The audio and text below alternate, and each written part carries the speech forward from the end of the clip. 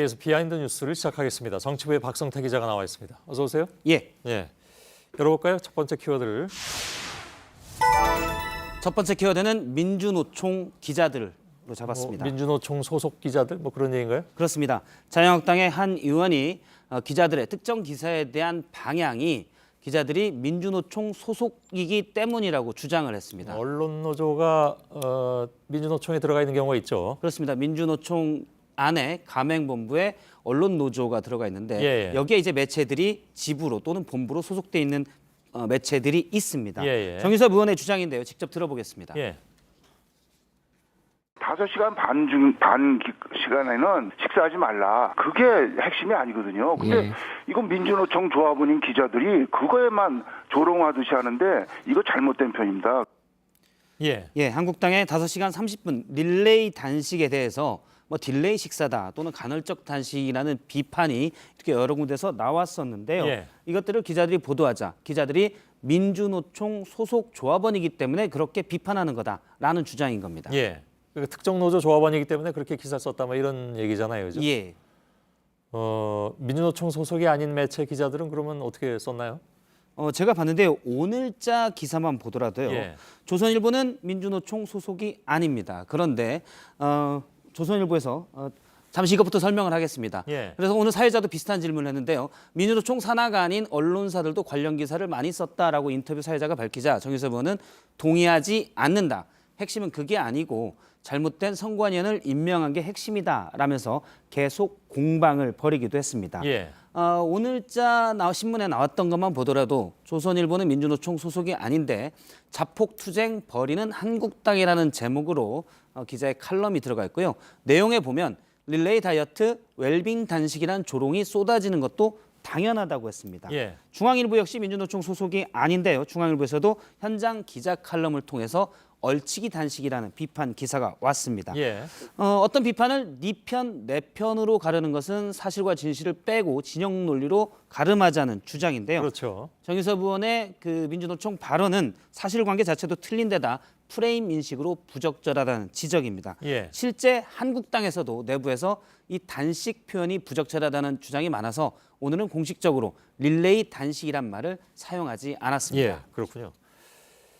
자, 두 번째 키워드 열어보죠. 두 번째 키워드는 민주당의 고차 방정식으로 잡았습니다. 예.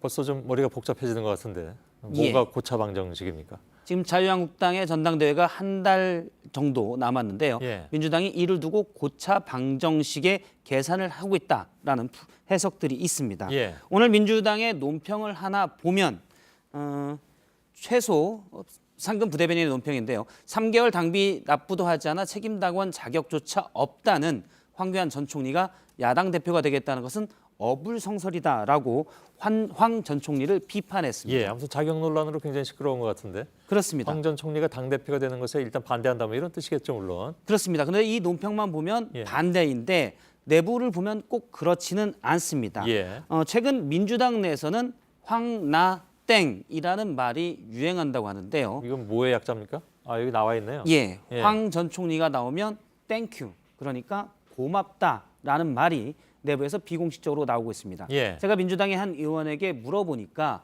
그 이유에 대해서는 아무래도 황 전 총리가 나온다면 만약 당대표가 또 되면 도로 박근혜 당이 돼서 여당으로서는 야당을 비판하기가 수월하다고 했고요. 또 보수우파 결집도 힘들어져서 정치적으로 내년 총선이든지 뭐든 유리하다는 계산입니다. 예. 공식적으로는 황 전 총리가 안 된다고 하고 비공식적으로는 대놓고 땡큐라고 하고 있는데 이런 민주당 움직임은 사실 한국당 내 이른바 비황계에 대해서 황교안 전 총리에게 반대하는 명분을 주고 있습니다. 예. 그러면 결국 계파 갈등이 더 커지는 건데 민주당에서 이를 부추기는 것 아니냐라는 해석입니다. 예. 실제 오늘 한국당 의총에서는 비공개 장면에서 서로 갈려서 고성이 나오기도 했습니다. 예. 듣고 보니까 이렇게 고차 방정식은 아닌 것 같긴 한데요. 2차 방정식 정도는 2차. 될 것 같습니다. 그렇습니다. 예. 1차까지라고 얘기하기는 좀 그렇고. 예. 알겠습니다. 세 번째 키워드는요? 예, 세 번째 키워드는 만 19세의 독서로 잡았습니다. 예. 어떤 얘기인가요?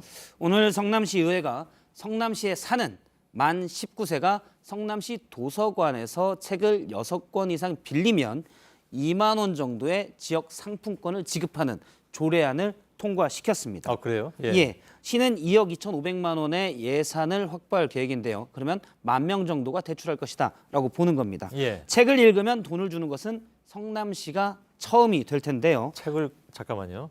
빌리게만 해도 되는 겁니까? 아니면 읽었다는 걸 뭘 증명을 해야 되는 겁니까? 정확히는 책을 6권 이상 빌리면 아, 그렇군요. 예, 2만 원의 지역 상품권을 주는 겁니다. 예. 여기에서는 성남시의회 자유한국당 의원들이 좀 반발을 했습니다. 예. 그래서 오늘 자유한국당 의원들이 반발한 건 선거권을 가는 만 19세 청년 청소년들에게 2만 원을 주면서 지지를 획책하는 일종의 정치다라는 것이 반발 이유였습니다. 아, 예. 그래서 한국당 의원들이 모두 퇴장한 가운데 민주당 의원들만 남아서 오늘 조례안이 통과가 됐습니다. 예.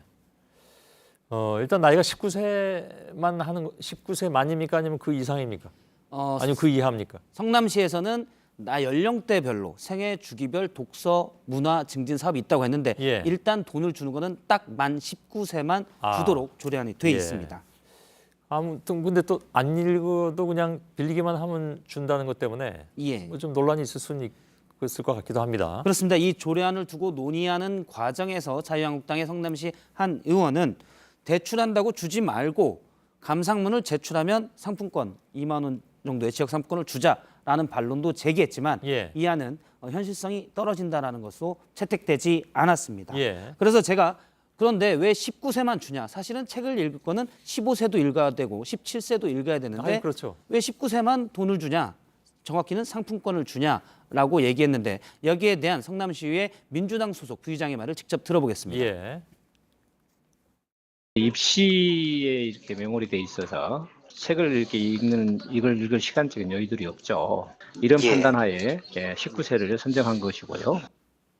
예. 예, 아무래도 고등학교 때 다른 책을 도서관에서 빌리면 부모들이 반발할 수 있기 때문에 공부해야 되는데 웬 독서냐 이런 심리가 좀 들어간 것으로 보입니다. 그래서 예. 고등학교를 졸업한 사람들에게 19세로 선정했다는 건데요. 예. 정치적 논란은 좀 있을 것으로 보입니다. 19세기 때문에 또 뭐 정치적으로 논란이 있을 수도 있다 그런 얘기가 되겠죠. 예. 알겠습니다. 예. 19세였으면 좋겠습니다. 박성태 기자였습니다.